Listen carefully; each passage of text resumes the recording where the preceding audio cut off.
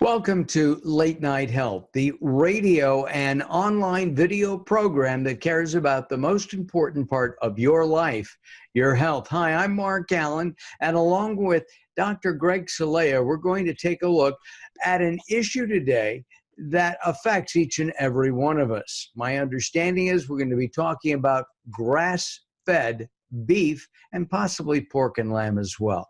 Dr. Celaya, is grass-fed beef all that it's been promoted to be?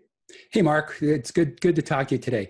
Well, first we have to understand what grass-fed means. So the FDA and their sister organization, the AMS, came out with a definition. And that definition quickly was withdrawn. And so it makes it a little bit more difficult to be able to understand what grass-fed actually is. Right? Because you can call it whatever you want. So you throw a little grass in the pen, the animal eats it, now it's grass-fed. To me, when I think about grass-fed, I think about, cattle from 1880 over in Texas eating grass over the land, and the farmers and the cattle ranchers are fighting because the farmers put up fences preventing cattle from roaming on their grass. Yeah, well, you and I have both grown up watching Bonanza. Yeah, exactly. And that's part of it. And, you know, the number one thing when I ask a patient, what do cows eat? What's the number one thing they say? I would think grain. Well, patients will normally say grass because that's what they've grown up, just like you and I, watching Bonanza, and that's really what they know. They don't know about these concentrated animal feeding operations, or CAFOs, right, that you may see as you're driving up the Highway 5. And you've been there, right? Have you seen that place? I have. That's on the way to like Bakersfield from Los Angeles. And I'm sure there's bigger lots than that, right, where the animals are all condensed. They're living side by side. They're eating nothing but grain. There's no grass anywhere to be seen within miles. Well, where I'm thinking, going up from Los Angeles towards Santa Barbara and up into the Santa Ynez Valley, there are a lot of cattle, and they are grazing on grass and seem to be free range. They're not, penned up. Also going up toward Bakersfield, I see lots of cattle in the same thing. It's just, free range, like the Bonanza episodes would be. Yeah, and that, it's growing more and more. But, one thing as well is when they have these cows confined and they're in tight quarters, they become sick, right? And when they do become sick, it's very common for them to give them antibiotics just to make sure that there's no illness spreading to the next guy, right? And so these cows that are raised in CAFOs become a problem with antibiotics. In addition to that, when they grow them that way, they grow a year faster than if you raise them with grass. Can you believe that? No, I don't. That's amazing. Which, of course, would make grass-fed beef more expensive because you can't take it to market as soon.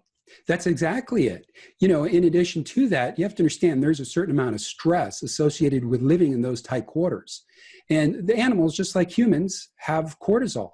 And cortisol can create problems with the meat as well, in addition to the health of the animal.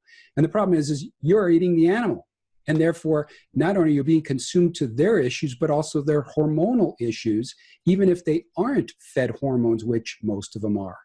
And which leads me to wonder if that's why people have claustrophobia, because they're too close to the cows that they're eating are too close to each other. That was just a joke, everybody. Okay, because I've never heard of that one before. No, of course not. You mentioned a couple of things here. It's my understanding that cattle, chickens, pork, pigs, and lamb are not allowed by federal law to have to be administered antibiotics, and it doesn't matter what kind of cattle it is, or chicken, or pig. They're not allowed to have it. That's, I've never heard that before because they use it all the time. Some even put it in the feed because if an animal does get sick, they have to be able to treat them. I don't think it'd be a humane thing not to treat them, but when you end up in an environment that's very, very tight, disease can spread quickly, right? Sure. In addition to that, you're not feeding them correctly, and so who knows what's going on with their immune system. What happens when you look at the normal average American, we consume about 67 pounds of beef a year per person. That's a lot of beef.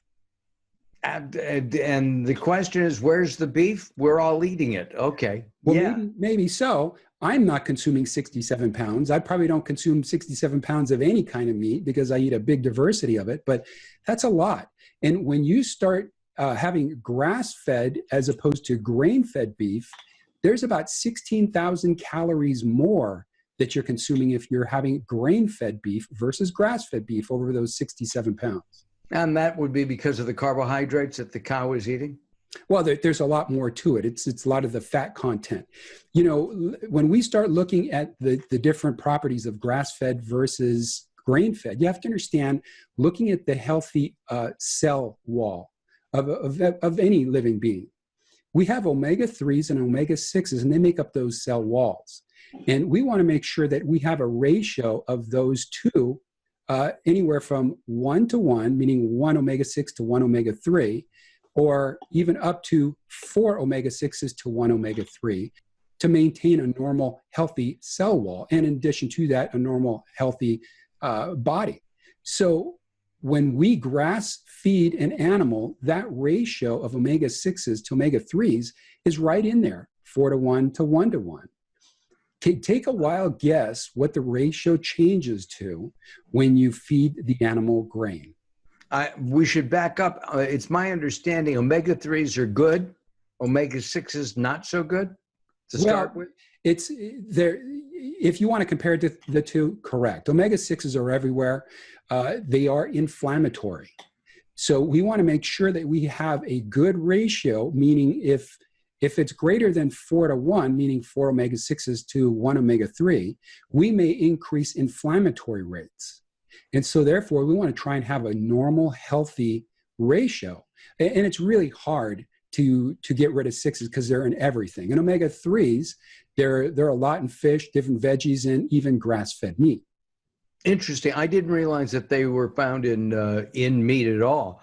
I know that I've had flaxseed oil, for example, which is high in omega-3s, but I didn't realize that cattle had it as well.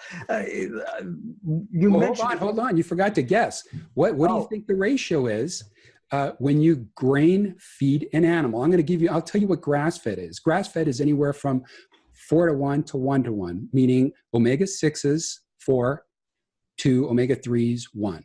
25-to-1. You're pretty darn close. It's about 20-to-1. Wow. And that creates an inflammatory response. One of the other things that grass-fed actually gives people, and this is a huge one, is CLA, or conjugated linoleic acid, which is a polyunsaturated fat. And it's dramatically more in grass-fed versus grain-fed. And basically, they're showing that CLA is huge in its benefits to humans, and in fact, even other animals as well. And they're seeing a 60% lower risk of breast cancer if you increase CLAs. Interesting. You mentioned a sister organization to the FDA a while ago. AMS, I think you said. What is that? AMS, it's, let me see, Agricultural Marketing Services. I see. Okay. So anyway, with CLA, they're even noticing that you have 37% of people have better insulin sensitivity when you have higher levels of CLA, and also decrease obesity. So when we've talked about the fats, and the fats are really important for decreasing inflammation, heart disease, rheumatoid arthritis, and also helping your brain health. Is there a supplement source for CLA? Sure. You can get CLA. But back to moderation. You want to make sure that you get it in natural forms as you possibly can. And so, for example, there's different protein sources that I'll recommend that are high in CLA, right? And they're usually coming from grass-fed sources. So a lot of these proteins that people purchase aren't Mhm. grass-fed. The hormones, the toxicity levels, and everything else becomes a problem. And what about organic meat? Is that necessarily grass-fed or not? Not necessarily. So, there's different ways to look at it. So, for example, you can't really trust in the FDA anymore to give you any understanding what grass-fed actually is. There's an organization called the American Grass-Fed Association, and you might have seen it. They're little round labels that you can get on your meat, and they're green, and they say the AGA. They make sure that they're monitoring all the different manufacturers that say that they are part of that organization. And basically, in addition to being grass-fed, they say there's no antibiotics, hormones. They're not part of any CAFOs, and they're not fed grains. Because one of the problems that we have is just because you say grass-fed doesn't necessarily mean it's grass-fed, right? Because you can just throw grass into the feed, as you said at the beginning of our topic, our conversation. Right. Who's regulating it? Nobody's regulating it, right? So because the FDA kind of abandoned their whole description of it, which is a whole different political issue, and there's different thought processes on it. I want to make sure that I'm getting what I'm saying, or what they're saying that I'm getting. And for example, there's livestock companies that may feed them grass, but go in and finish them with grain, right? Because like we talked about before, to grass feed an animal or a cow, you're doing it for an additional year as compared to a grain fed. And those grain fed, they're completely engineered to make you taste, love the taste great, eat more of it, be really soft and easy to chew. I mean, it's a complete engineered food, right? So, well, I wouldn't call it engineered, because that would be GMO, but it's certainly modified from what it's supposed to be. yeah, exactly. In addition to, when you grass feed something, in addition to the fats, you have greater antioxidants, vitamin E, vitamin A, lutein, beta carotene. And so you're getting more nutrients as well from those foods. My favorite steak, when I eat it, and I can't remember the last time I had one, part of it is because of the cost, is a ribeye steak. Ribeyes are the fattiest part of the steak portion of the cow. It's also, to me, the most flavorful. I don't like fillets or filet mignon, because there's little or no taste to it. Because of the marbling, there's a lack of fat. However, there's another cut of beef that's supposed to be the most tender and yet low in fat, and that's a hanger steak, and something that we on the West Coast are not as familiar with. Hanger steaks. They're starting to market hanger steaks now. Any comments on that?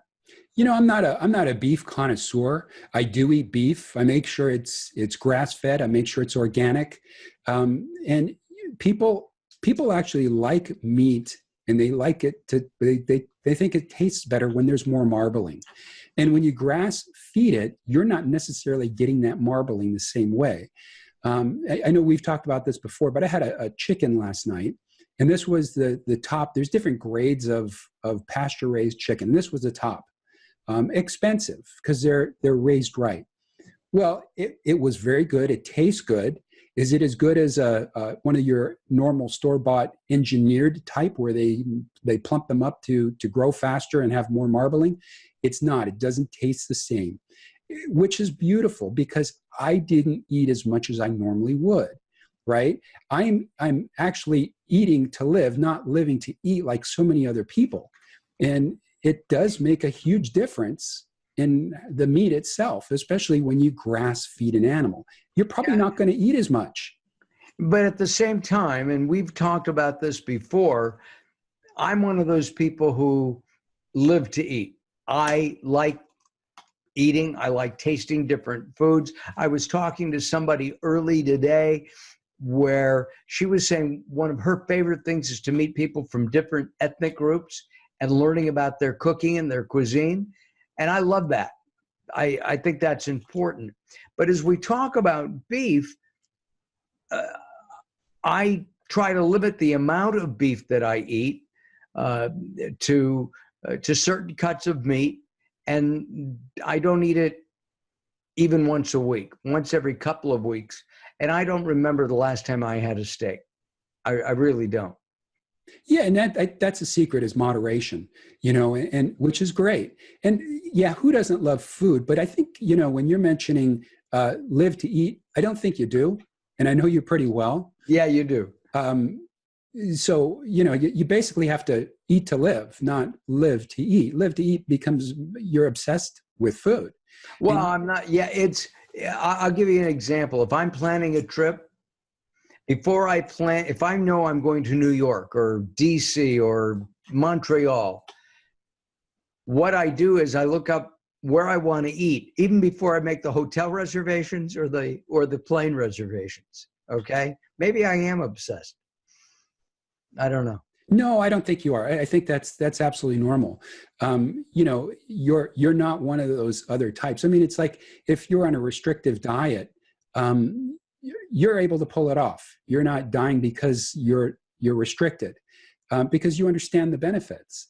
And so it's just a matter of making sure. And we're kind of getting off at a tangent, but you have to basically eat to live. Right? Just don't make your entire we life all just do. About food. Yeah. We all do. And we know people who will shovel anything in that you put in front of them. It doesn't matter. Exactly right? My point. Yeah, exactly. The most expensive beef in the world. I know the answer to this. Do you? I think it's a Japanese brand. I think it's Wasu or something of that nature. I don't know. Kobe. The Wasu is the American version of it. And this is where the cattle are in pens, but they are massaged from morning till night. Right. And I wouldn't anticipate that the expensive beefs would be grass-fed because, like I mentioned, you're getting different marbling, right? Right. It doesn't taste as good when they're grass-fed. But I'll take it any day. I want things as close to nature as I possibly can. I want to reduce my inflammatory rates, my ability to deal with blood sugar and insulin, reduction of cancers. I mean, the list goes on, the reduction of obesities. And so I want to make sure that I'm eating the right foods to maintain my health for long-term life, not just for short-term. Right. And I actually like the taste and flavor of grass-fed beef. It's a little stronger flavor and possibly even a little gamier. But I do prefer the grass-fed. I do like that. Yeah. Do you remember when you were a kid? I remember smelling when my mom would cook a roast on Saturdays, and it had a certain smell to it. They don't have that smell anymore. And I remember when we came back to grass-fed, I smelled that smell again, right? That's a difference. There's a difference. That is interesting. And there are cuts of meat that I just don't like. Pot roast is one of them. My mother would make a pot roast and I'd go, ugh. Even as a kid, I don't know why I don't like it. I just don't. I believe.